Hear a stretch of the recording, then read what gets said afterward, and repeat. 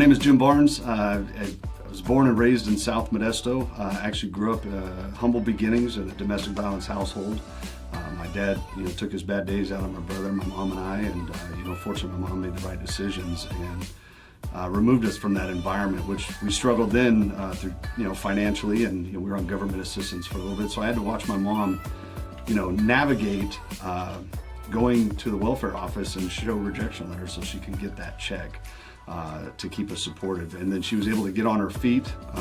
We grew up as latchkey kids because my mom had to work shift work as a nurse. And it's not a pity me or woes me, but this is me. And this is what brought me to, I feel, where I am today. And she put us around iconic mentors, which I feel was instrumental in my life, and that was through athletics and football. Navigated football all the way up through high school and junior college, and I was fortunate enough to come up to Sacramento State and play football there. And when it was all said and done, I really didn't have a plan. I didn't know what was next. So I started working first I started coaching at Sac State, and then I realized how transient that job is. If the head coach leaves or gets terminated, the whole staff goes. And I talked to a friend who's working in probation, and I worked over the probation department for a year, early 97 into the beginning of 98. And during that time, I had friends who I played football with, and they would come in and ask me if I'd ever thought about working for the sheriff's office, and I was like, no, nobody in my family was in law enforcement. My dad ran from the law. And so I went on a ride along, and it was that time, I think, is when I thought, this is for me. And that is when I knew that this was more of a calling than it was a job. Just to be able to protect people and serve the communities was something that I felt was pulling me in that direction. So I started the academy in 1998. And 24 years later, I have worked every level in this organization, from entry-level deputy all the way through detective, where I worked sex assaults for 4 years, and I worked homicide as a detective and a supervisor for 4 years, and continued to work hard and promote all the way to where I am now as the undersheriff, which is the number 2 in the organization of just shy of 2,300 people. And what that means is we're one of the largest sheriff's organizations in the country. For me, the top 3 is going to be trying to find ways to, I'd say, innovative ways to reduce violence in our communities, gun violence, homelessness, and addressing mental illness. I've already adopted ideas and a vision and a plan to really get into there, but it's really to reduce crime, address the mental health and homeless issues. Well, what I'm doing right now is I'm looking at innovative ways on how do we address some of the issues societal issues in our communities. Right now, we're looking to partner with Sacramento State University and find ways, when we talk about high crime areas, what can we do and do differently than just law enforcement going in? I'm proud to work with community response teams, and I'll explain that here in a second. But it's when we identify a problem area, for example, if it's an apartment complex, partner with our county partners with DHA, DHS, and get in the community-based organizations and faith-based organizations and say, this has been identified as an issue. Maybe, for example, this, just for the conversation, this apartment complex. What can we do as a holistic approach to go in and say, do they need government assistance? Do they need help getting on CalAIM? Do they need help with mental illness counseling, free counseling maybe for their kids? And then once we find out if there is a criminal element inside there that's causing some of the issues in that little community of the apartment complex, then that's when law enforcement gets in. But it's really having the innovative approach to see we shouldn't always be the first one through the door.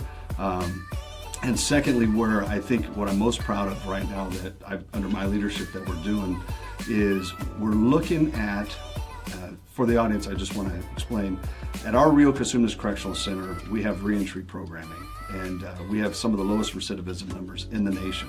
It's been fact-checked, it's been audited by an outside team that came from Florida, and the report that came back was not only continue doing what we're doing, but expand it if you can. And so I had to really dive into why are we so successful.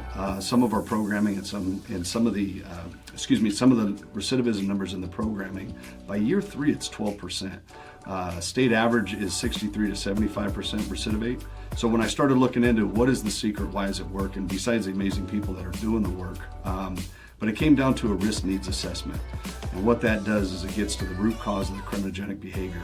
Is it maybe family environment that's causing this person to be to offend and be arrested? Is it maybe chemical dependency because they're drugs, alcohol, whatever it is? But we find that root cause, and we develop a success plan with a timeline of saying, hey, by 18 months, if you do thinking for change, medical assisted treatment, there's a high propensity you're going to be successful. So when you come back and we reintegrate you into the community, you're not going to reoffend.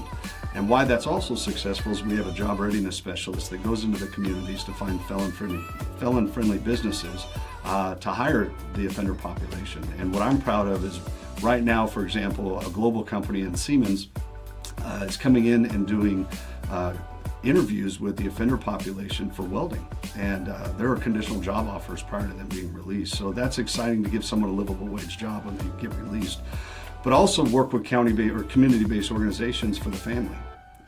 Is the family ready to receive this individual coming back home? And what can we do from a county and a community and even faith-based to really look at what can we do to help that individual succeed? And that to me is what I'm proud of what we're doing. We're going to build off of that. And I'm excited about that. The third thing that I'm excited that we're doing is body cameras. You know, we're doing that for the officers that are working in patrol and investigations, but we're taking it a step further. We're moving body cameras into the correctional setting so we can also have that transparency for our community. I can talk to some of the community leaders who I've done the work with, Nicole Clavos, the Paris Dyes, the Merv Brookins, Les Simmons, and even Pastor Godot. We've had those relationships that are ongoing, and most of them, because I worked in Patrol's Central Division and North Division's Patrol, I took pride in knowing my community leaders because I needed guidance as far as what do we need to be doing better. And I'll tell you, after George Floyd, if I may, I was assigned to the North Patrol Division during the pandemic. 30 days later, George Floyd happened, and we saw what that did to our nation and local region. And it was an opportunity for me as a leader to walk around the building and say, you know, when I hear officers say, I don't police that way, and say, it's okay.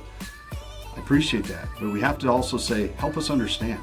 Let us see through lenses we've never seen before. Let us hear voices we've never heard before. And how do we have this? And that's my philosophy is everybody has a voice. And we need to get together and work through some of these fundamental shifts in law enforcement that need to be made, but not compromise public safety. I'm proud of the work that I've been doing. I'm working with community groups. For example, what we started in the Sheriff's Office and we're building off of is community response teams. So if there's a violent crime that happens in the community, and we will actually call the community response teams who come out with community intervention workers, the CIWs, and we meet and we explain. We don't give up identifying information on who the victim is, but we will say that's the family you need to go help with. Because what I've learned is this: we will respond in law enforcement. We will take reports, we will render aid, we will collect evidence and try and find the people that are responsible for the crime, but we leave and that trauma is still there.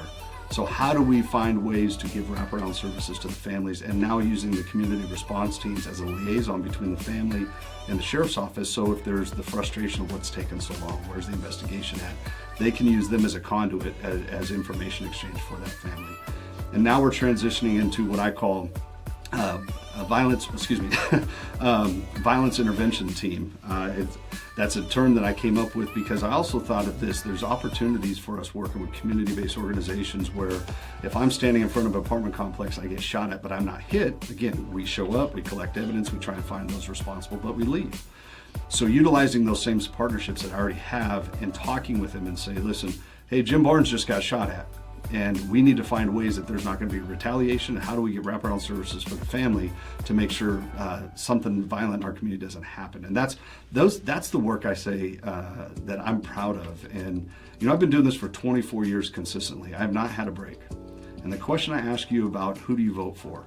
Do you feel safer today or did you feel safer 8 years ago?